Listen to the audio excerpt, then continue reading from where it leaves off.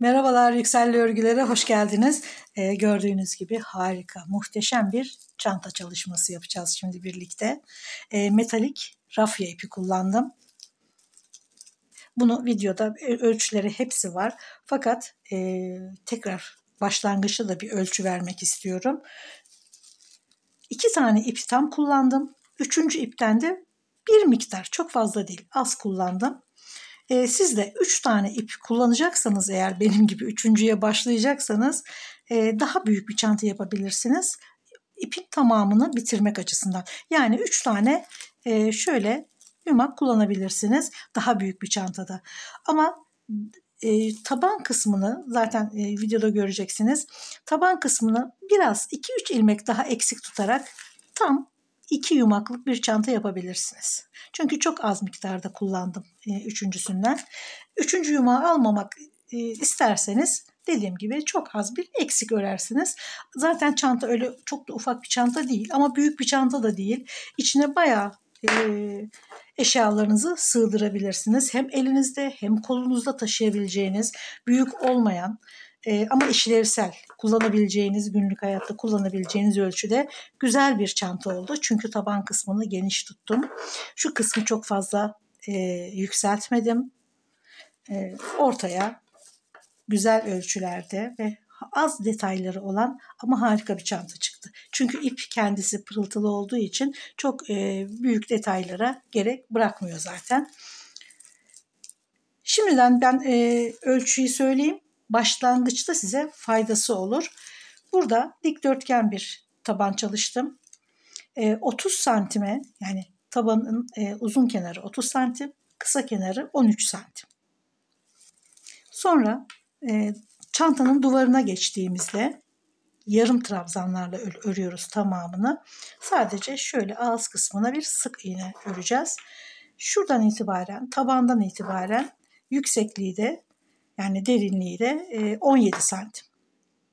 Siz de bunu kendinize göre ayarlayabilirsiniz. Zaten bundan sonrası videoda zaten hepsi var ama başlangıçta şu ölçüler size gerekli olacak. Ona göre başlangıç yapabilirsiniz. Şimdi bunun hemen görsellerini hazırlayıp videonun başına zaten ekleyeceğim. Çünkü burada görüntü ancak bu kadar olabiliyor. Hadi başlayalım. Çantanın bu aşamasına kadar video çekmeden ilerledim. Parlayan, yansıma yapan bir ip olduğu için kafa karıştırabilir, özellikle yeni başlayanları. Şöyle polyester makrama ipiyle göstereceğim ufak bir çantada. Tabii ölçüler farklı olacak, sayılar farklı olacak ama buradaki sayıları da tabii ki söyleyerek devam edeceğim. Böyle metalik rafya ipi kullandım.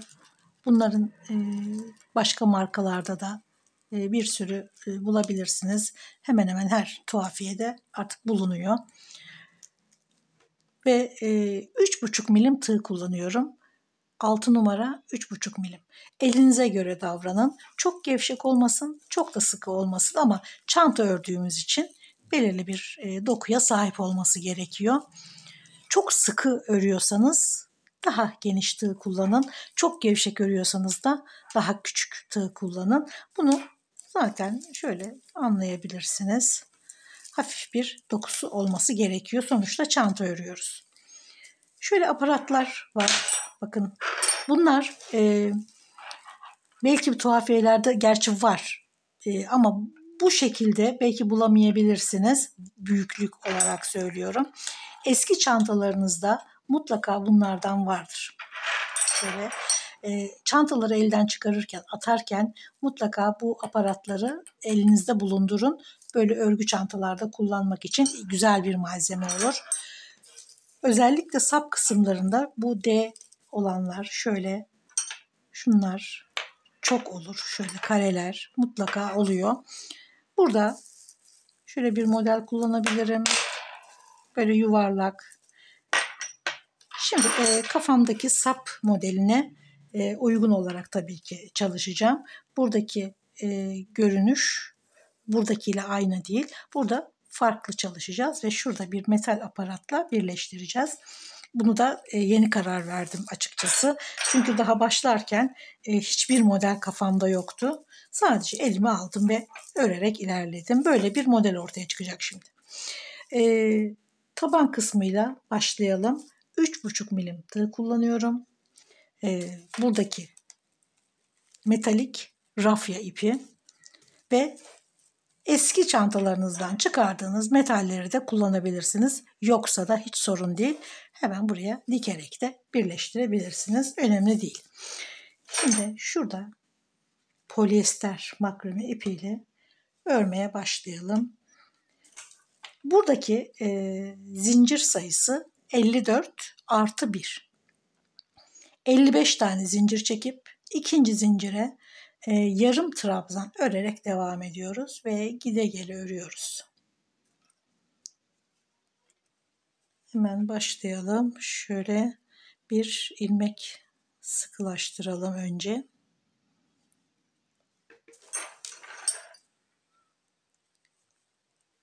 Tabii daha az zincir çekeceğim.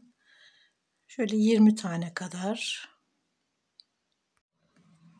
Şöyle 26 tane zincir çektim. Artı 1. 27 tane. Burada da 54 tane zincir artı 1 55 zincir. Doluyorum. Yarım trabzan örüyoruz. İkinci zincire bir tane yarım trabzan ve her zincire yarım trabzan doluyoruz. Zincire batıyoruz. İlmeği alıp bir kere de çıkıyoruz. Bu yarım trabzan oluyor. Burada 26 tane yarım trabzan örüyorum sıra bitimine kadar. Burada da 54 tane. Bu kadar büyük istemiyorsanız daha küçük çalışabilirsiniz. Bu sene küçük çantalar da çok moda olduğu için bu çantaya kullandığım ipin yarısı kadar kullanarak diğer yarısını da farklı bir modelde kullanabilirsiniz. 2 tane ufak çanta çalışabilirsiniz. Bu orta boy bir çanta. Şimdi ben sonuna kadar yarım trabzanlarla devam ediyorum. Tabanı örmeye başlarken 28 santim kadar olmasını istedim. Çünkü köşelerde artış yaparak bir sıra daha geçiyoruz tabanın etrafına. Bu son sırasıyla birlikte 30 santim olmasını istedim. 29,5 kadar zincir, 54 tane zincir 29,5 santim kadar oldu. Bu ördükçe hafif toplayacağını düşündüm, tahmin ettim. Gerçekten 29,5 başladığım uzunluk örgü taban bittikten sonra 28 santime düştü. Hemen etrafına şu köşelerde arttırarak ördüğüm son sırayla birlikte 30 santimi yakaladım. Tam uzunluğu 30 santim. Tabanın. Genişliği 13 santim. Bunu istediğiniz kadar genişletebilirsiniz. Daha dar örebilirsiniz. Tamamen zevkinize bağlı. Bu sene küçük çantalar çok moda. Daha küçük, daha minimal çalışabilirsiniz. Burada kullandığım ip miktarının yarısıyla 2 tane farklı modellerde çantada örebilirsiniz. Böyle de değerlendirebilirsiniz ipleri. Şimdi 26 tane sık iğne ördüm. Çeviriyorum. Bir tane zincir çekiyorum. Geri hemen içinde bulunduğum ilmeğin içine tekrar bir sık iğne. Devam ediyorum. Her ilmeğin içine bir tane yarım trabzan. Arada bir sık iğne diyebilirim. Ağız alışkanlığı yarım trabzan.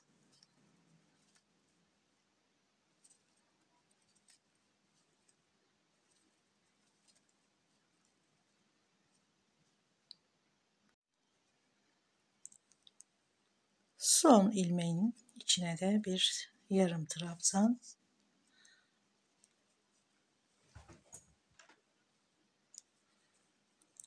Bir zincir, hemen ilk ilmeğe yine yarım trabzanlarla devam ediyorum. Tabanın ne kadar geniş olmasını istiyorsanız o kadar örüyorsunuz.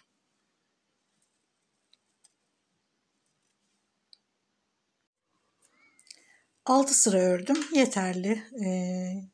Küçük bir çanta öreceğiz çünkü. İpi kopardım çünkü şuradan başlayacağım. Ek yeri burada kalsın. Yan tarafta kalsın. Yan tarafın tam ortasında kalmasını istedim. Ortadan başlayarak örmedik tabanı. Çok basit bir taban ördük. Çünkü çok yansımalı, parlak bir ip olduğu için ortadan da başlasak, bu şekilde de örsek pek bir şey değiştirmiyor. Çünkü parlaklık ördüğünüzü değil, kendi parlaklığını gösteriyor ip. O yüzden mümkün olduğu kadar basit çalışma yapmak istedim. Şimdi ipi şuradan kısa kenardan bağlayacağım ama önce mezurada göstermek istiyorum ölçüsünü. Tabanın son sırası şöyle. Burada da son sırası şurada. Hemen ölçüyoruz. Bakın tam 30 santim. Burada köşeleri 3 kere batmıştım. Son sıra şurası ve burada da şurası. Buradan ölçüyoruz. Tam 13 santim. 30 santime 13 santim taban ördüm. Bunu kısaltabilirsiniz ya da daha dar, daha uzun örebilirsiniz. Bu tamamen sizin zevkinize bağlı. Şimdi ipi şu ortadan takarak başlıyoruz. Bir ilmek sıkılaştırıyorum.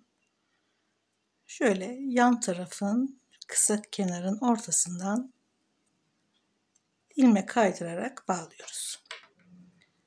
Yarım trabzan örerek geldik. Yarım trabzan örerek devam ediyoruz. Ek yeri yan tarafta. Şurada kalıyor. Köşelerden üçer tane, sonra her trabzanın üzerine bir trabzan örüyoruz.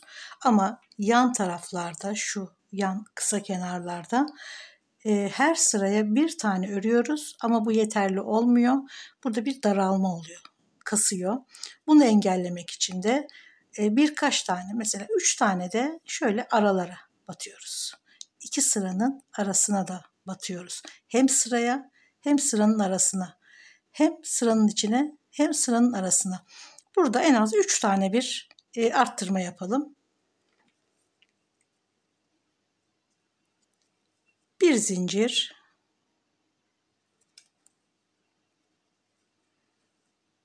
aynı ilmeğin içine ilk yarım trabzanı örüyoruz. Bu iki sıranın arasındayız şu anda. Şimdi sıranın içine batıyorum.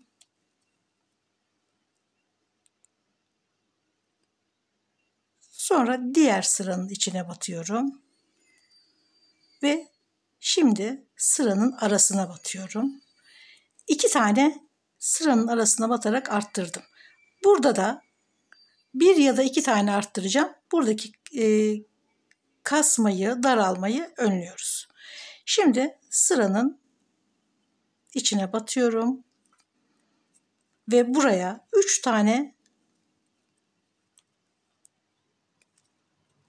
ilk trabzanın üzerine 3 tane yarım trabzan örüyorum. Ve her ilmeğin içine bir tane yarım trabzan.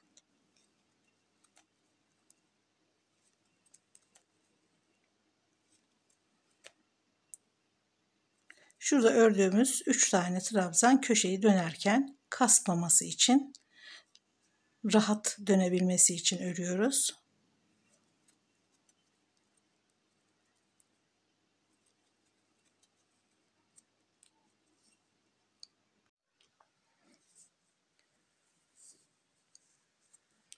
Şimdi son ilmeğin içine de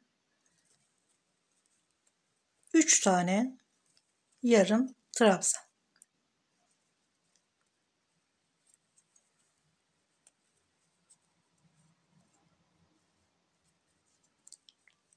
Bir, 2, 3, 4, 5 ve 6 sıra var. Her birine bir tane yarım trabzan, aralara 1, 2, 3 tane de fazladan trabzan örüyoruz. Yani yarım trabzan. Şimdi hemen yanındaki sıranın ilmeğine bir tane yarım trabzan. Şimdi şu araya batalım. Şu iki sıranın arasına biraz arttırma yapacağız. Çok derin batmayalım. Şöyle 2 tane ip alalım sadece. Şimdi sıranın içine. Şimdi iki sıranın arasına, şimdi sıranın içine.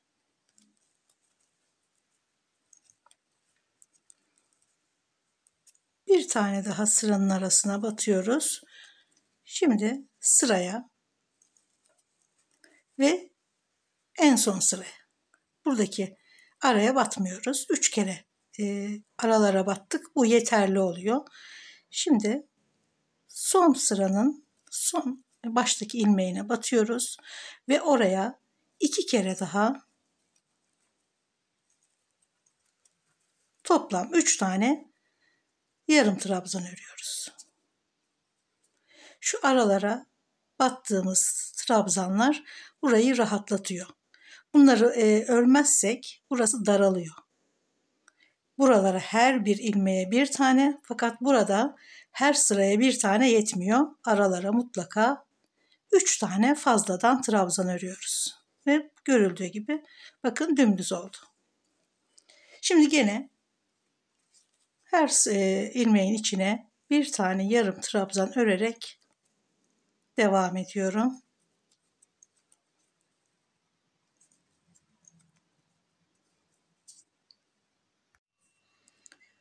Sıranın son ilmeğine de gene 2 ve 3 tane yarım trabzan. Şimdi buradan başlamıştık. Tekrar kısa kenara dönerek burayı tamamlıyoruz. Hemen bir alt sıraya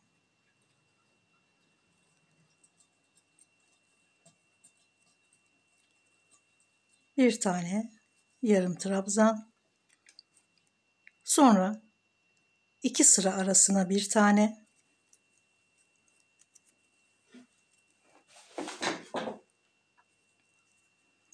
sıraya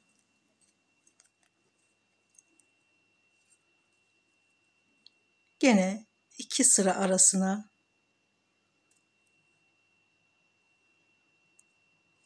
bir tane ve sıraya.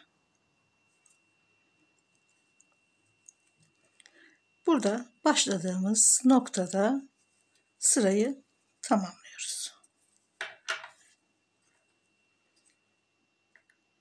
Şimdi artık gene aynı yarım trabzanlarla hiç arttırma yapmadan bütün ilmeklerin üzerine bir kere batarak artık çantanın duvarını örmeye başlıyoruz. Sap kısımlarına gelene kadar. Ne kadar yükseklikte istiyorsanız, çantanızı ne kadar derin olmasını istiyorsanız o kadar sıra örerek devam ediyoruz. Bir zincir, aynı ilmeğin içine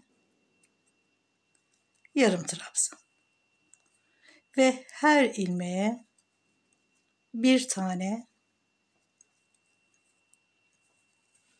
yarım trabzan örerek devam ediyoruz.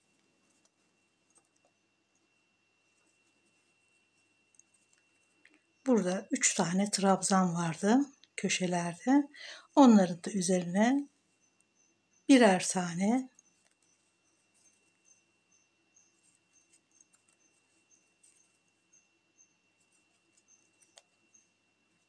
zaten hemen dönmeye başladı köşelerden.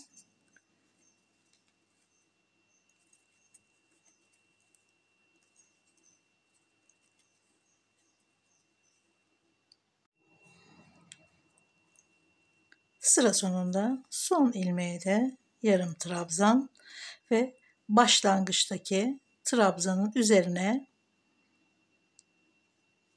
ilmek kaydırarak bağlıyoruz. Hemen köşeler zaten döndü. Dediğim gibi ne kadar derinlikte olmasını istiyorsanız o kadar sıra örüyoruz. Bir zincir, hemen aynı ilmeğin içine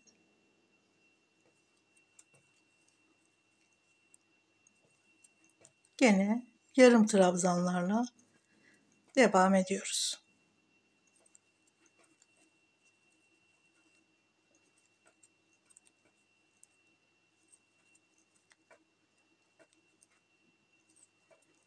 Hiçbir arttırma yapmadan her ilmeğe bir kere batarak istediğimiz yüksekliğe kadar geliyoruz.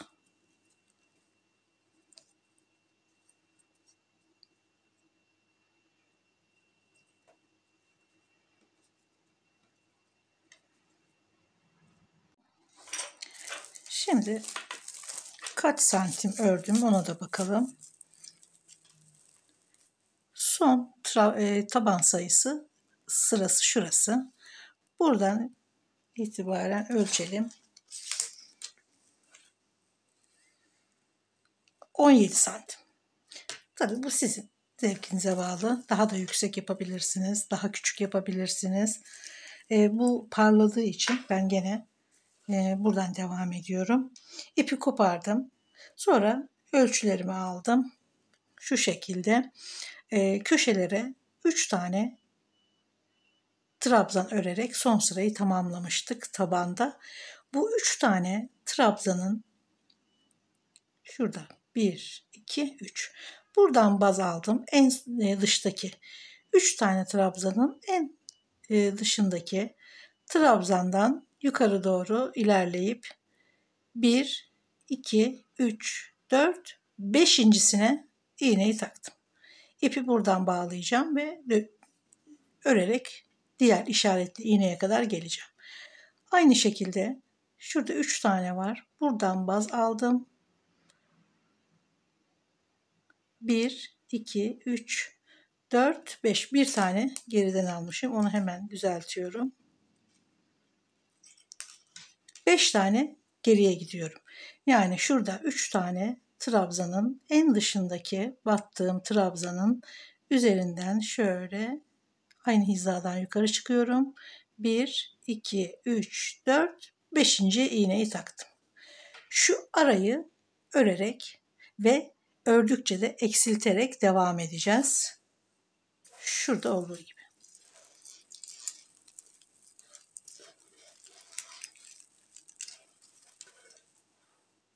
Hemen ipi bağlıyorum ve örmeye başlıyoruz.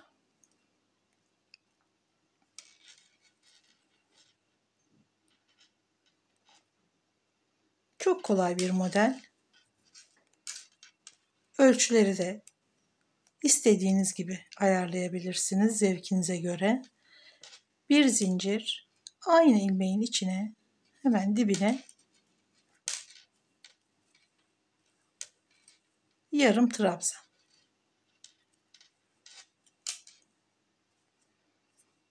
İğneler ses yapıyor.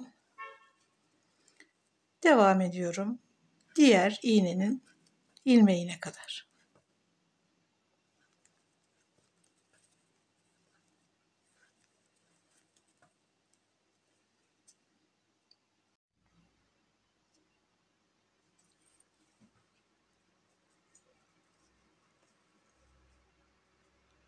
Son trabzanı da ördüm. Şimdi bir zincir, gene aynı ilmeğin içine yarım trabzan örerek devam ediyoruz. Bu iki sırada herhangi bir eksiltme yapmıyoruz. Bundan sonra eksilterek devam edeceğiz.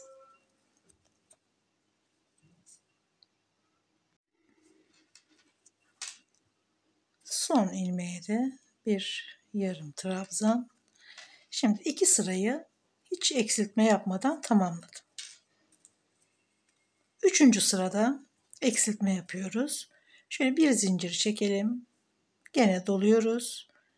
Hemen dibindeki ilk ilmeğe batıyoruz. Sonra yanındakine batıyoruz ve hepsini birden alıyoruz. Bu şekilde bir eksiltme yapıyoruz. Sonrasında gene her ilmeğe bir tane yarım trabzan örerek devam ediyoruz.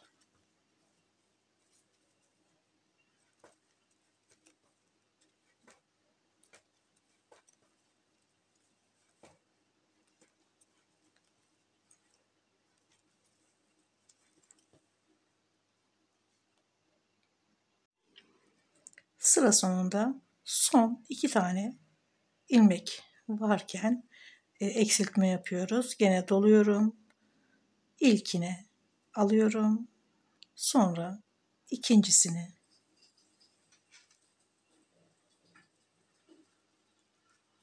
ve birden çıkarıyorum. 2 ilmeğe batarak bir tane çıkarıyoruz. Yani eksiltiyoruz. Başlardan birer tane eksilttik. Şimdi eksiltmeden devam ediyoruz. Gene bir zincir. Gene şu zincirin çıktığı ilmeğin içine batıyoruz. Yani ilk ilmeğe. Ve aynen devam ediyoruz.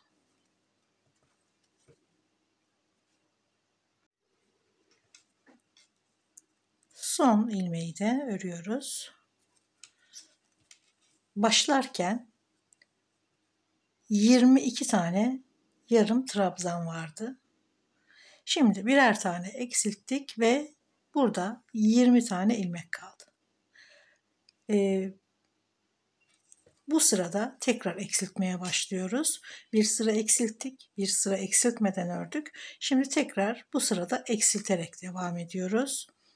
Bir zincir, hemen ilk ilmeğin içine, sonra ikinci ilmeğin içine batıp bir kere de çıkıyoruz ve bir tane ilmek daha eksiltiyoruz.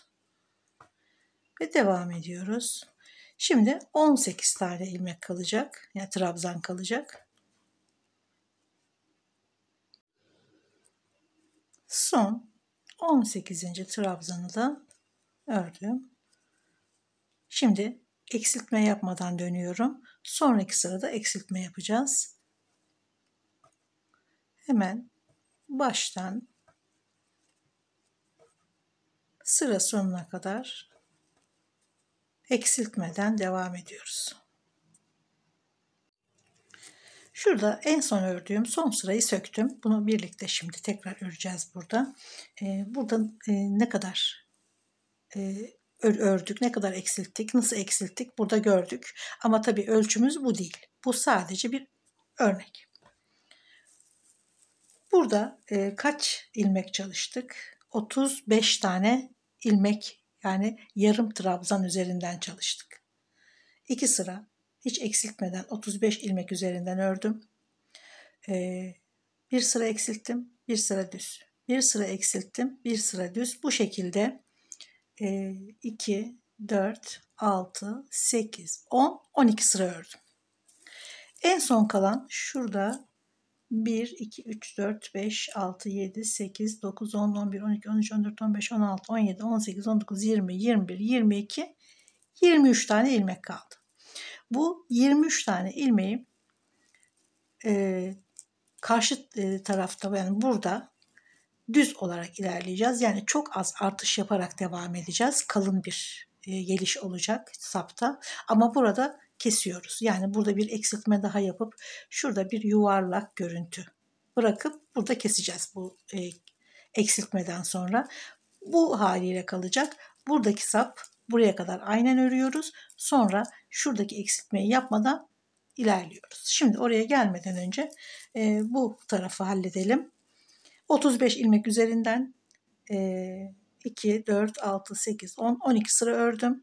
2 sırada bir eksilttim. 22, 23 tane kadar da bir ilmeğimiz elimizde kaldı. Tabii bu sizin ördüğünüz ilmek sayısı farklı olabilir. Farklı ip, farklı sayılarla mutlaka değişecektir. Buna hiç takılmayın. Önemli olan düz ilerlemeniz. Yani modeli bozmadan tabanda nasıl başlıyorsak, mesela kalın bir taban yapıyorsak bu kalın tabana uygun bir model yapmamız gerekiyor. Bunlara çok dikkat edelim. Mutlaka örtüşmesi gerekiyor ölçülerin. Sayılar bu bakımdan çok önemli. Şimdi buraya kadar geldik. Burada eksiltmeyi nasıl yaptım? Son sırayı bir kez daha örüyorum. Burada çünkü şunda örersem çok sağlıklı olacağını düşünmüyorum. En güzeli gene kendi modelinde örmek. Daha iyi anlaşılır. Şimdi gene bir zincir çektim. Doluyorum. Hemen ilk ilmeğe, sonrasına dolamadan alalım. İkinciyi dolamadan aldım. Çıkarttım. Bir kere doluyorum. Alıyorum. Bir tane daha alıyorum.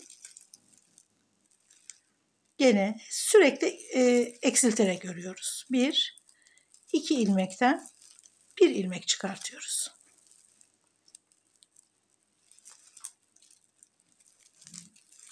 Bir ilmek. Yani buradaki ilmek sayısını, trabzan sayısını yarıya düşürüyoruz.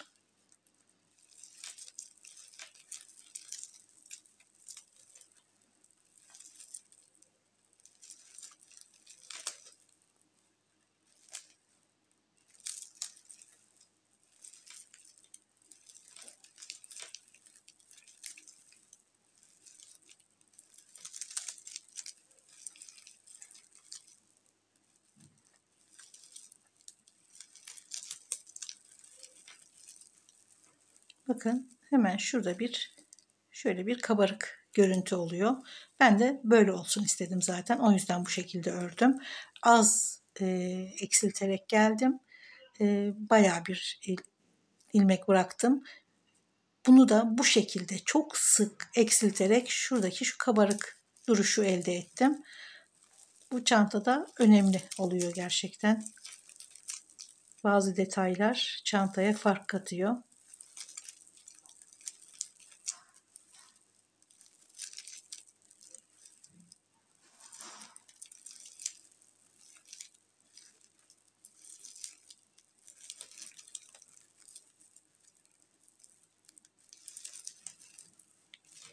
Şimdi bakın gayet hoş bir görüntü oldu. Şu şekilde. Burada bir sıra daha eksiltme isteyebilir. Şimdi karşı sapı bitirip buraya aparatla her iki tarafı da birleştirdiğimde şuranın duruşu çok önemli bu çantada, modelde. Buranın bir sıra daha ister mi, eksiltme ister mi, yoksa bu yeterli mi? Ancak bittikten sonra karar vereceğim. O yüzden bu haliyle şimdi burayı bırakıyorum. Ya böyle kalacak, aparatı şöyle buraya aparatı dikip diğer sapla birleştireceğiz. Ya da bir sıra daha örüp bir eksiltme sırası daha örüp biraz daha şurayı yuvarlayabiliriz. Böyle bırakıyorum. Ve aynen burada ördüğüm gibi, yani şurayı nasıl ördüysek aynı şekilde burayı da aynı sıra aynı yükseklikte örüyoruz. Yani birebir aynısını örüyoruz. Sonrasında devamı buradaki gibi olmuyor. Bu sap burada kalıyor. Burada eksiltme sırası yapmıyoruz. Daha az eksilterek devam ediyoruz. Daha kalın bir sap ile devam edeceğiz ve şurada bir aparatla birleştireceğiz. Hemen kendi ipini, yani çantanın ipini buradan bağlıyorum. Burada gösterdiğim şekliyle devam ediyorum. Biraz bu ipte de çalışalım. Evet, parlak yansıyor ama faydası olur umuyorum. Şöyle sıkılaştırıyorum. Bir zincir ve aynı ilmeğin içine bir tane yarım trabzan. Şöyle ipin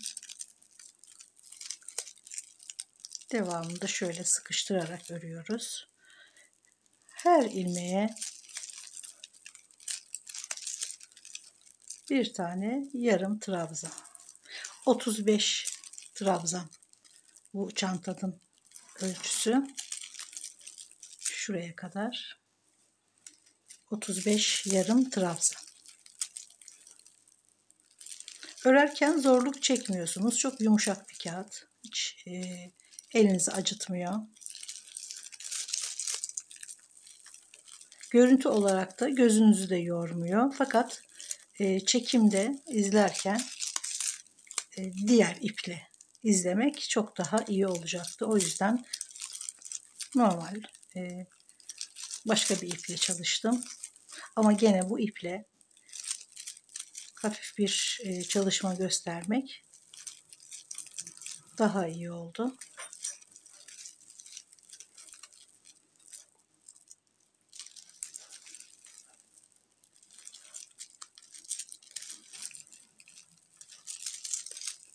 Çok kolay ilerliyor. Hiç zahmeti yok ipin.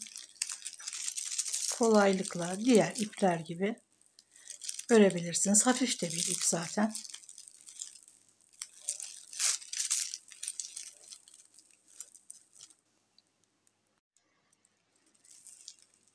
Son yarım trabzanı da ördüm. Şimdi gene bir zincir. Aynen burada nasıl ördüysek devam ediyoruz. Dibine, yanındakine. Şimdi bir sıra ördük. Bu ikinci sıra. 2 sırada eksiltme yapmıyorduk. Bundan sonraki sırada eksiltme yapacağız. Bir tane düz öreceğiz. Bir tane eksiltme yapacağız. Aynen buradaki verdiğim ölçülere kadar bu şekilde örerek devam ediyoruz. Eksiltme ilmeklerine şu iğnelerden takarsanız hangi ilmekte kaldığınızı çok rahat görebilirsiniz. Kolaylık sağlar. Şimdi örgü bilenlere gerek yok ama yeni başlayanlar için bu şekilde iğneler kullanmak işlerini daha kolaylaştırır. Şimdi şöyle iğneyi alıyoruz. Eksiltme sırasındayım. Bir zincir. İlk ilmeğe batıyorum. Sonra diğerine ve eksiltiyorum. Hemen buraya bir iğne takıyorum.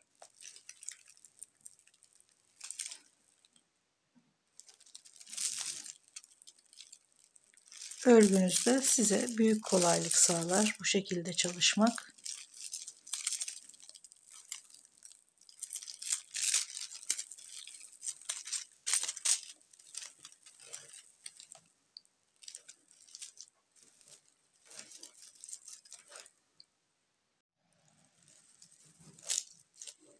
Şuradan başladık.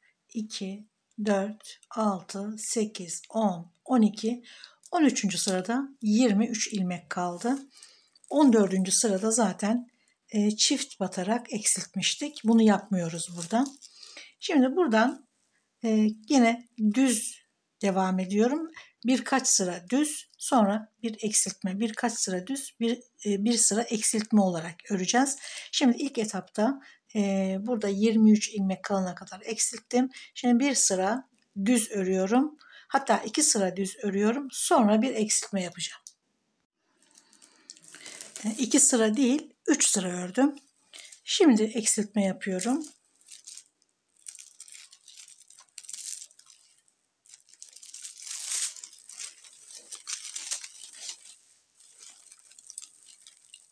Bir zincir, ilk ilmeğe, sonra ikinci ilmeğe ikisini birden alıyorum ve bir tane ilmek eksiltiyorum. Buraya gene eksilttiğim yere ilmek takıyorum, iğne takıyorum. Bunu yeni başlayanlar için kolaylık olarak yapıyorum ki başlarken hangi ilmekte, biterken hangi ilmekte olduğumuzu daha rahat görelim. Böyle pırıltılı iplerde özellikle. Şimdi 23 tane ilmek vardı. 21 tane kalacak.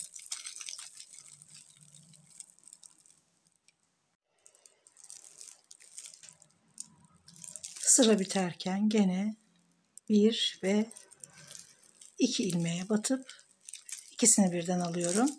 Şimdi 21 tane yarım trabzan kaldı. 2-3 sıra daha örüyorum. Hiç eksiltmeden. Sonra gene eksiltme yapacağım. Yavaş yavaş daraltarak ilerliyoruz. Uzunluğunu ölçerek devam edelim. İlk başta ipi bağladığımız sıradan itibaren 36 santim örmüşüm. İpi bağladıktan ve sapın bitimine kadar 36 santim. Tabii bu belki daha uzun istersiniz, belki daha kısa istersiniz. Fikir vermesi açısından.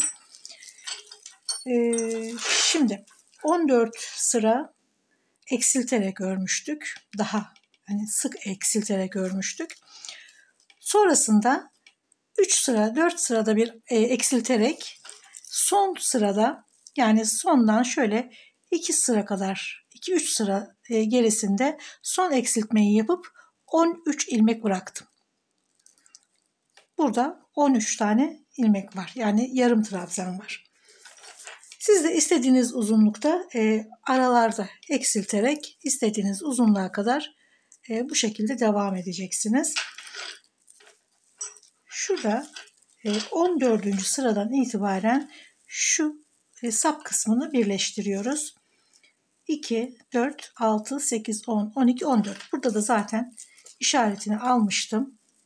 Şöyle karşı karşıya getiriyoruz ve diğer trabzanın ilmeğin içinden geçirerek birleştiriyorum ve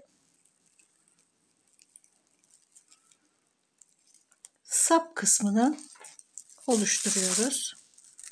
Başlangıçtaki 14 sırayı eklemiyoruz. O açık kalıyor. Aynen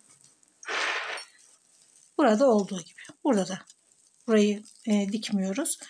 Burası ve burası aynen açık kalıyor. Sonrası sap kısmını dikiyoruz.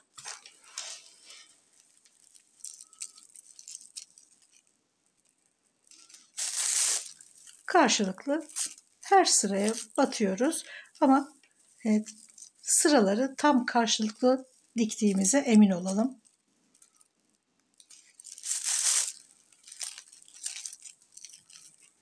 Çok derinden batmıyoruz. Şöyle en fazla 2 tane ip alıyoruz. 2 tane ip alıyoruz dikerken. Tek ip alırsak boşluklar kalabilir. 2 tane ip yeterli oluyor. Çok derin batmaya da gerek yok.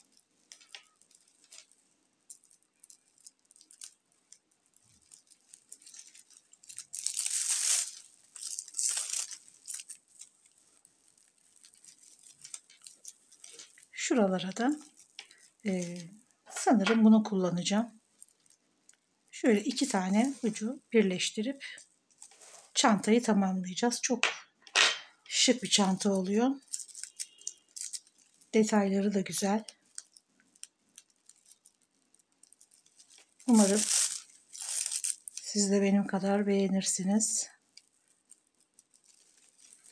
Bunu isterseniz parlak olmayan herhangi iplerle de örebilirsiniz. Ribbon ip güzel olur. Polyester makrome ipleri var. Parlak olanlar. Onlar da çok güzel çalışabilirsiniz.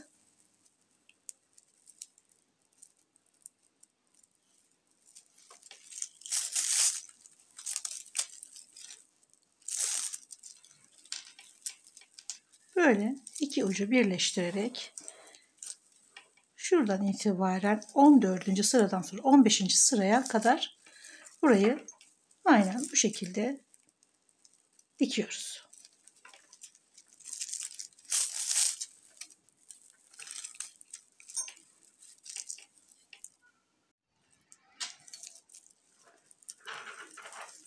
Şöyle diktikten sonra şöyle biraz eziyoruz.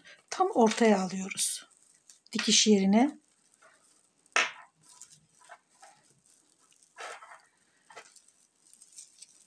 İpi de buraya bağladıktan sonra her ilmeğe 3 kez falan batıyoruz ki sağlam olsun. Ya da bunu çift kat da yapabilirsiniz.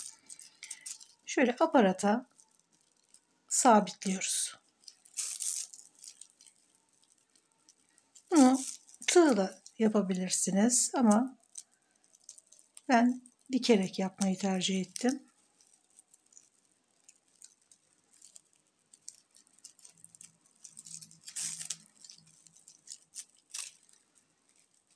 Bu sağlam bir ip. Kolay kolay çekince kopmuyor. Yani çantanızı taşıyabilecek sağlamlıkta. Çift kat da dikebilirsiniz ama şöyle sıkı sıkı dikmekte fayda var.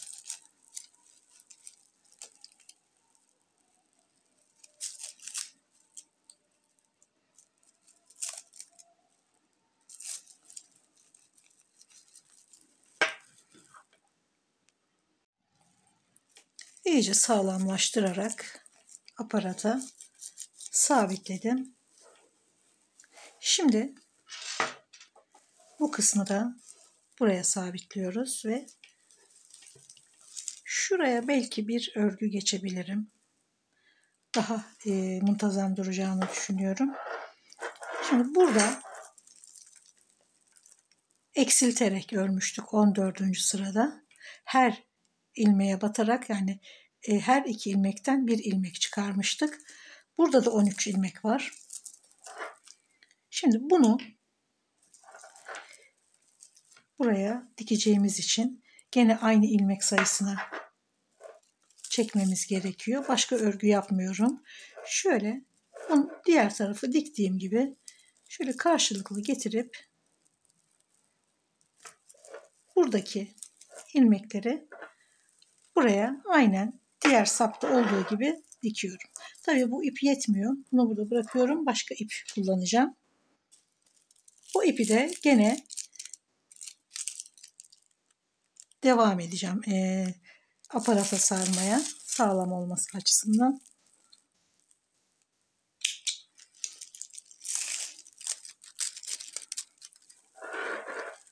Şunu dışarıda tutarak şöyle karşılıklı getiriyorum.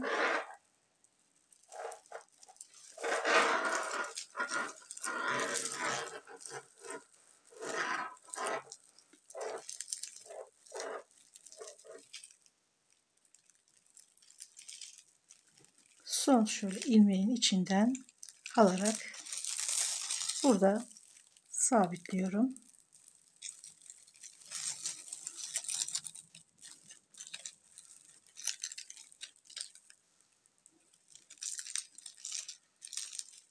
Şuradaki genişlik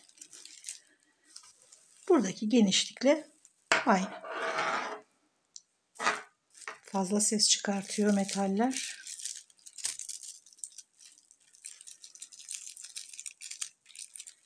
Şimdi bu ipi buradan yavaşça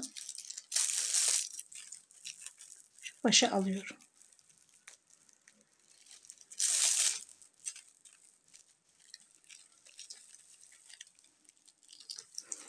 Aparatı da alıp şuraya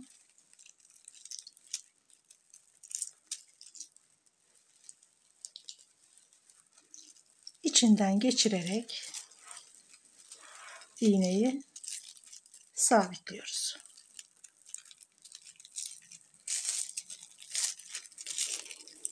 Şöyle.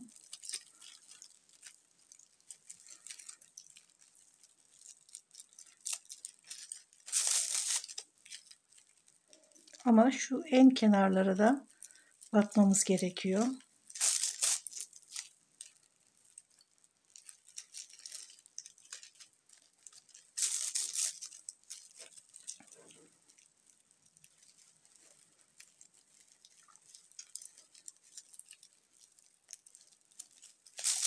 Çok sağlam bir dikiş yapacağız burada tabii ki.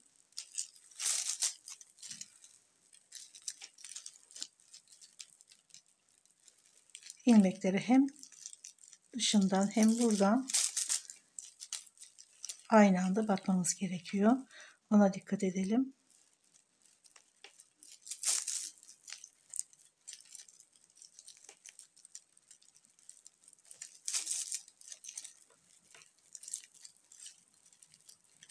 En dışına kadar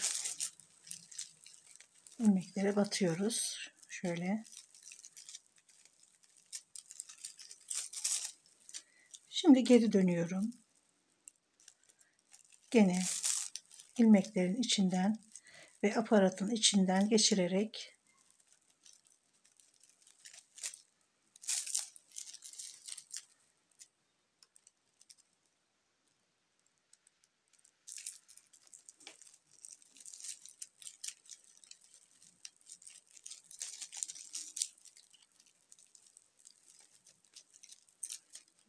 bu kısaldığı için sık sık çıkıyor. Ama yeteri kadar zaten sağlamlaştı. Şimdi iğneyi bırakıyorum. Şimdi tığ yardımıyla kalan parçaları ve bu parçayı içeride dikerek kaybediyorum.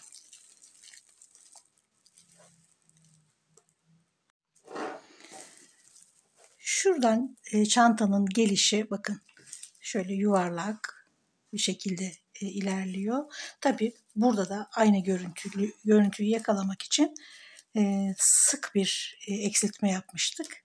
Bakın aynı kavisi, aynı yuvarlaklığı burada da yakaladık. Şöyle devam eden bir görüntü. Evet, şuraya bir örgü yapsam mı diye düşünüyorum ama sanki yaparsam daha güzel olacak gibi. Bir sık iğne geçmek istiyorum.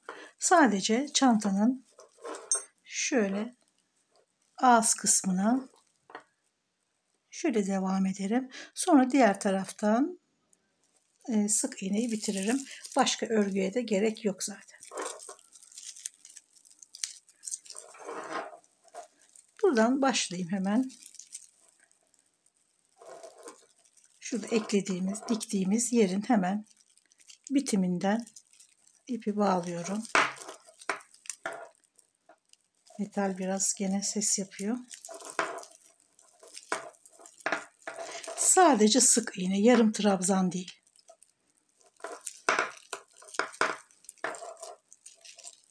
Sadece sıralara batıyoruz. Bakın sıranın içine batıyoruz. Herhangi bir arttırma yapmıyoruz. Bu sesi engellemem gerekiyor. Sadece sıralara batıyoruz.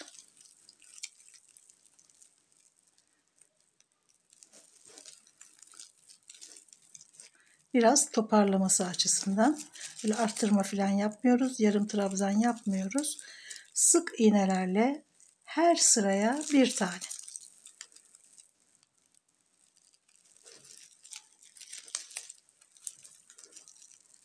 Çantanın ağız kısmını toparlaması için ufak bir kenar örgüsü.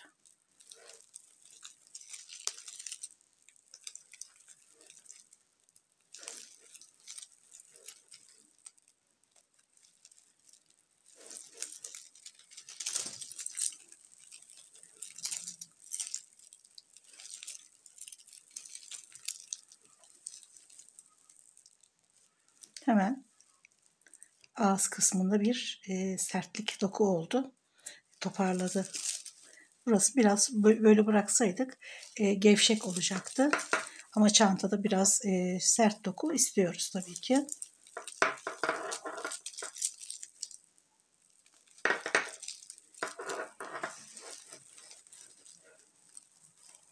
Şimdi ve çantanın şu kısmıyla kesiştiği yerdeyiz. Burayı da yumuşak geçmemiz gerekiyor.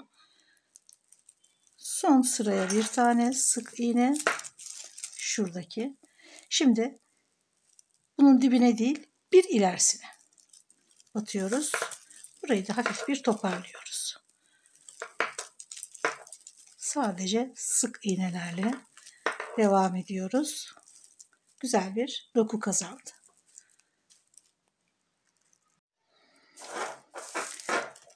Şöyle başladım. Devam ettim. Ve buraya kadar geldim. Şimdi ip tam hemen bunun dibinde. Bu tarafa geçiyorum. Karşı tarafa.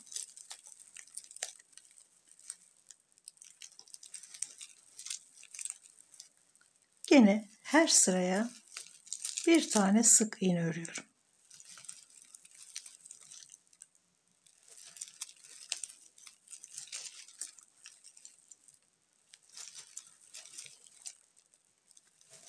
Çanta ağız kenarlarını toparlamak açısından arttırmıyoruz ilmekleri. Her sıraya bir kere batarak sık iğne örerek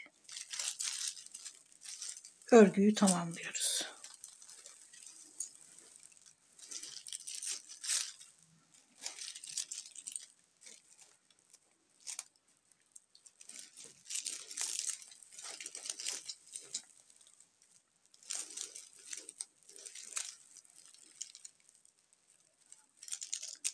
Sıranın tam içine batalım.